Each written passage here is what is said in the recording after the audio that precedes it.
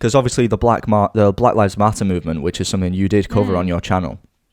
A question that I really wanted to ask you was, did you feel pressured to address the issues because of the influence you have, and you felt that if you perhaps didn't address it, that people would assume that perhaps you don't support it, or that if you did address it but in the wrong way, you felt like you might get attacked for doing that? Because there was the full thing about the Blackout Tuesday Instagram post.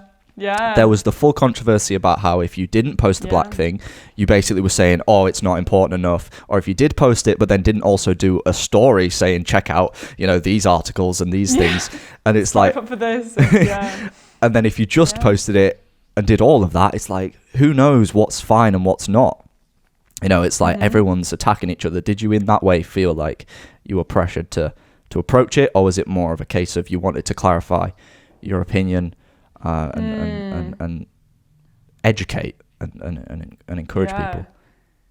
It's a great question. Yes, so I've been self-educating myself on this issue for quite a few years, and I just never really talked about it online, partly because I just never felt like I had the right words to say, or I never felt like I knew enough or could speak to it. And as a white person, like, it's very easy to say things wrong, and now I recognize that it's really important to just say something, and if you get it wrong, that's important too, because that's the learning experience and that's how everyone grows. It's in being silent that nothing really changes or happens.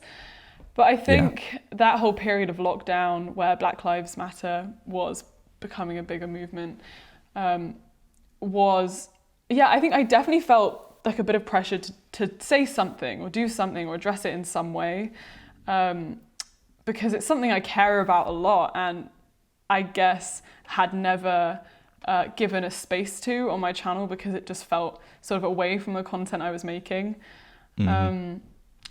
But I think because I had done all the research, self-research, read loads of books over the years, I felt in a good enough position to try and like make a video on it, but I don't think I would have done that if I hadn't already read a load of books.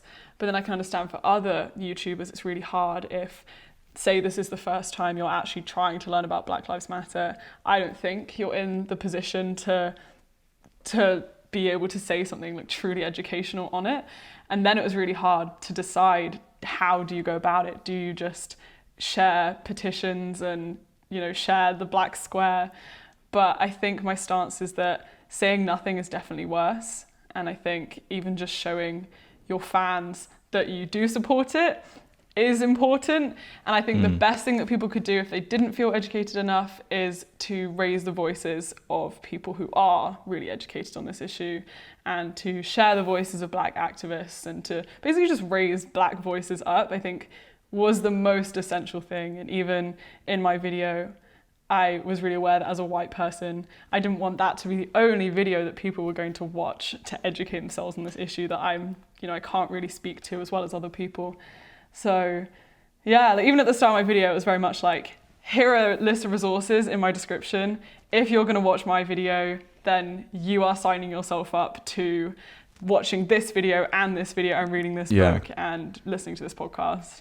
You made it very clear that it wasn't just your video and that's it, and then people are almost pardoned from having to educate themselves further. Because I think people really do feel that is, I've done something, I've tried, I've watched this, and that's that. And I think it's a really privileged position to be able to treat Black Lives Matter like an educational activity instead of something that, like, where you actually have to take action and make change and email people, or people just like to treat it as almost a self-improvement exercise instead of advocating for real change.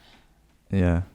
I mean, there is that unfortunate thing, as you mentioned, where there is a bit of a social norm at the minute where people have lots of opinions, whether it's right or wrong, and that can end up resulting in people being called out for controversial opinions and things like that. But it's great to see that you tackled it and you gave people resources that they can use to educate themselves further.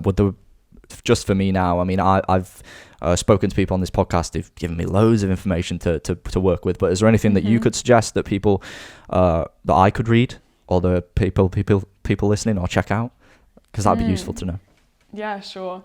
I think a good starting book is Why I'm No Longer Talking to White People About Race. I've heard that. That's one that a lot of people recommend. Yeah, brilliant. I think if you're a non-black person and this is the first time you're trying to understand this space and understand how things that you say might be actually quite harmful and like fall into like white fragility, and if you don't know what white fragility is, there's a whole book called White Fragility that you can go read. And I think that is a great book.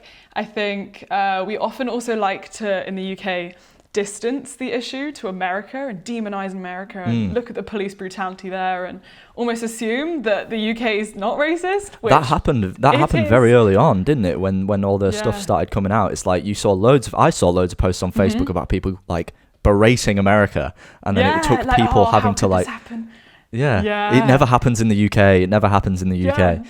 Which it does, just slightly. It's always less been overtly. subtle. It's always been subtle in the UK. Like microaggressions and have you read British? So it's like British but British. British. No, I haven't, but I love the title. It's a good one. Me too. That's a good one that looks more at like the UK, racism in the UK. Awesome. Yeah. I'll be keen to check those out. I'll add them to my reading list for sure. Brilliant. Breath, staring in the void, feeling paranoid, thinking if you fall, you won't make a noise. Off of opioid, man, you got a droid, at least you got a phone. Fucking humanoid, why you xenophobe? Why you so annoyed? Why you tripping out? Who made you devout? Why we go this route? Can you do without? If you look within, here we go again. Hands inside the vehicle, you mad cause it's autonomous, you think